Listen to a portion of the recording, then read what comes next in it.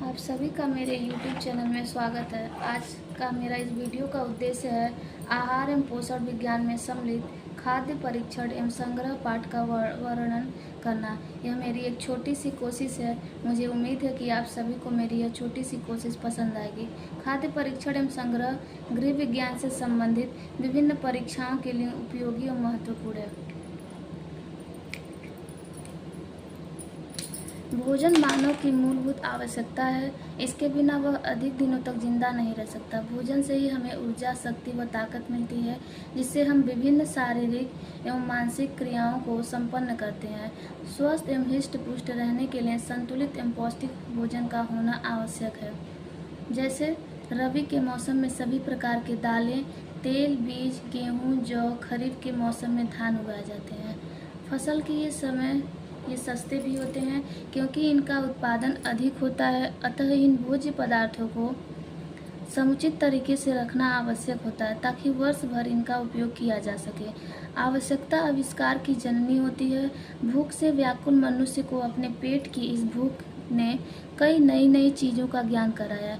इसी आविष्कार में सम्मिलित है खाद्य परीक्षण का ज्ञान, अर्थात जब भोजन अधिक मात्रा में उपलब्ध हो उस समय कुछ भोजन ऐसी परिस्थिति हेतु जैसे कि अकाल, बाढ़, सूखा, युद्ध के लिए बचाकर कैसे व किस प्रकार से रखा जाए, इसका ज्ञान ही खाद्य परीक्षण, फूड प्रिजर्वेशन कहलाता है। भोजन परिरक्षण से तात्पर्य क्या है? भोज्य पदार्थों को लंबे समय तक सुरक्षित रूप से संग्रह करके रखना।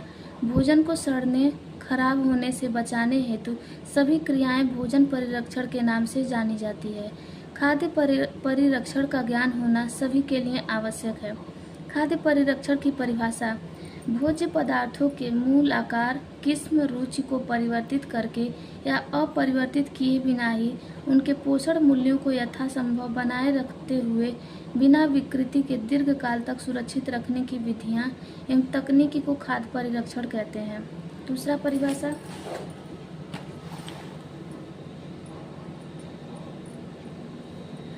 भोजन परिरक्षण वह तकनीक एवं विधियां हैं जो खाद्य पदार्थों को सूक्ष्म जीवाणुओं, कीटा, फफूंदी, विषाणुओं, कीड़े मकोड़े, चूहे, एंजाइम तथा स्वतः ऑक्सीकरण होने से बचाती है तथा खाद्य पदार्थ को लंबे समय तक सुरक्षित रूप से संरक्षित करके रखती है।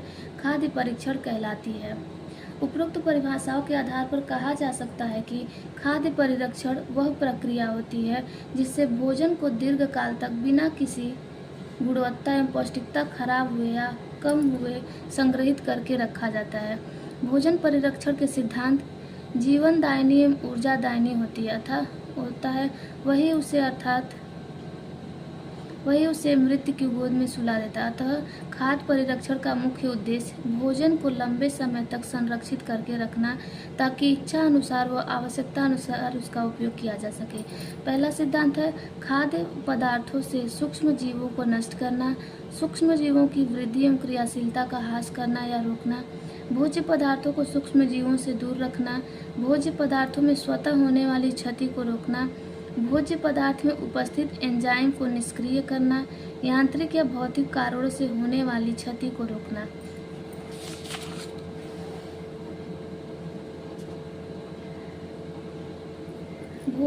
भोजन खराब होने के कई कारण हैं। भोजन का क्षय, नाश भोजन में उपस्थित एंजाइम या वातावरण में उपस्थित सूक्ष्म जीवों के कारण होता है।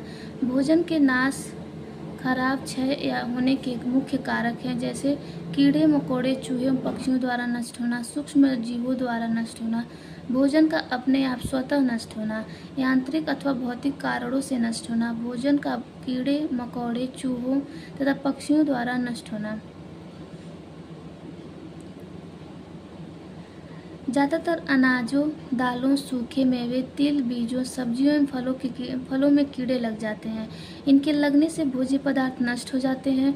इसके अतिरिक्त चूहे भी भोजन को बर्बाद कर देते हैं। चूहे जितना भोजन खाते नहीं उससे कहीं ज़्यादा बर्बाद करते हैं। साथ ही भोजन में अपना बीड्स, बाल, लार आदि डाल देते हैं जो विषाक्त होता है। चूहा प्लेग वाहक भी होता है। गोदामों में यह प्रदूषण भी फैलता है। सूक्ष्म जीवों द्वारा नष्ट होना: भोज्य पदार्थों में सूक्ष्म जीव जैसे जीवाणु, फफूंद, खमीर आदि के पनपने एवं विघटन होने से भी भोज्य पदार्थ नष्ट हो जाते हैं। जीवाणु जीवाणु अत्यंत सूक्ष्म, जिन्हें नंगी आंखों से नहीं देखा जा सकता। इन्हें देखने के लिए माइक्रोस्कोप की आवश्यकता होती है। ये जीवाणु मिट्टी, हवा, धूल, पानी में रहते हैं। विभिन्न माध्यमों से भोजन तक पहुंचकर उसे दूषित एवं विषाक्त कर देते हैं।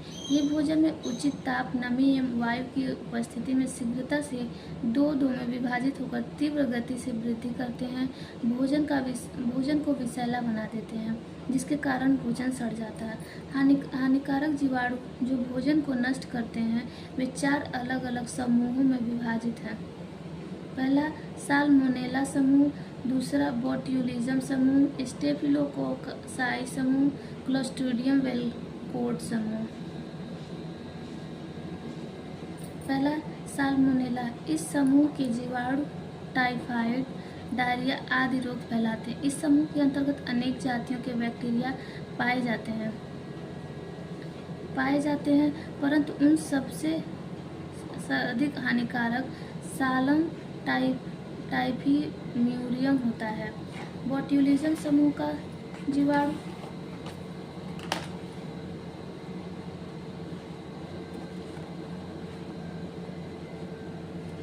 बोट्यूलिज्म, इस समूह के मुख्य बैक्टीरिया बोट्यूलिनम, क्लोस्ट्रीडियम तथा एनाराब होता है। ये जीवाणु बदबूदार गैस उत्पन्न करते हैं, जिससे कैनिंग और बॉटलिंग प्रक्रिया द्वारा सुरक्षित भोज्य पदार्थ विषाक्त एवं जहरीला हो जाता है।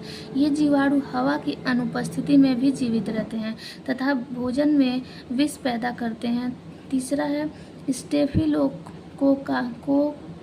समूह। इस समूह के जीवाणु मुख्यतः मनुष्य के घाव, फोड़े, फुंसियाँ, बाल आदि में होते हैं। घावों से निकली पीप मवाद में इनकी संख्या अधिक होती है। ये जीवाणु भी भोजन में पहुंचकर उन्हें सड़ा डालते हैं। चौथा है क्लोस्ट्रीडियम वेलकोड। इस समूह के जीवाणु बासी भोजन में उपस्थित होते हैं। इसकी वृद्धि 30 से 50 डिग्री सेल्सियस पर होती है। ये मिट्टी, हवा, पानी, मनुष्य तथा जानवरों के मल में उपस्थित होते हैं, जो भोजन में विभिन्न माध्यमों से पहुंचकर उन्हें दूषित कर देते हैं। दूसरा है फंगस। अनाजों को बर्बाद करने वाले सभी सूक्ष्म जीवों में फफूंद का सर्वाधिक महत्वपूर्ण स्थान है। ये भोज्य पदार्थ को सर्वाधिक नुकसान पहुंचाते हैं। फफूंद लग जाने से भोज्य पदार्थ का तापमान बढ़ जाता है, उनमें से बदबू आने लगती है, पोषक मूल्य कम हो जाता है, स्वाद बिगड़ जाता है, भोजन जहरीला एवं विषाक्त हो जाता है। फफूंद भोजन में माइकोटॉक्सिन विष उत्पन्न करते हैं, जो व्यक्ति के स्वास्थ्य के लिए अत्यंत ही घातक होता है। कभी कभी व्यक्ति की मृत्यु भी इससे हो जाती है। फफूंद वनस्पति श्रेणी का सूक्ष्म जीव है। सामान्यतः इसकी वृद्धि तीव्र गति से 20 से 30 डिग्री सेल्सियस पर होती है। नमी और स्थिर वातावरण में इसकी वृद्धि में सहायक पनीर, फल, डबल रोटी, जैम आदि फफूंद सफ़ेद कोमल आवरण के रूप में जम जाती है। खाद्यान्नों को प्रभावित करने वाले फफूंद को 2 वर्गों में विभाजित किया जा सकता है। पहला है खेत का फफूंद, दूसरा है भंडार का फफूंद। खेत का फफूंद उदाहरण है क्लेडोस्पोरियम, अल्टरनेरियम, फ्यूसेरियम आदि। भंडार का फफूंद का उदाहरण है एस्परगिलस, पेनिसिलियम, स्पोरेडोनियम आदि। सामान्यतः सभी प्रकार की फफूंदी हानिकारक नहीं होते। कुछ फफूंद भोज्य पदार्थों के स्वाद में वृद्धि करती हैं, जैसे पनीर में उपस्थित फफूंद इसके स्वाद में वृद्धि कर देते हैं। तीसरा है खमीर। खमीर केवल शर्करा युक्त भोज्य पदार्थ में ही पाए जाते हैं। खमीरीकरण की क्रिया इन्हीं के द्वारा होती है। इस क्रिया द्वारा शर्करा अल्कोहल, कार्बन डाइऑक्साइड, लैक्टिक अम्ल एवं एसिटिक अम्ल में बदल जाता है। अतः खमीरीकरण द्वारा प्राप्त भोज्य पदार्थ में उपरोक्त पदार्थ उपस्थित हो जाता है। यदि यह क्रिया लगातार होते रहती है तो भोजन सड़ गलकर नष्ट हो जाती है। तीसरा है भोजन का स्वतः अपने आप नष्ट होना। भोज्य पदार्थ में उपस्थित एंजाइम्स के कारण कई बार भोज्य पदार्थ खराब हो जाते हैं, जैसे फलों एवं सब्जियों में उपस्थित एंजाइम इन्हें सड़ा डालते हैं।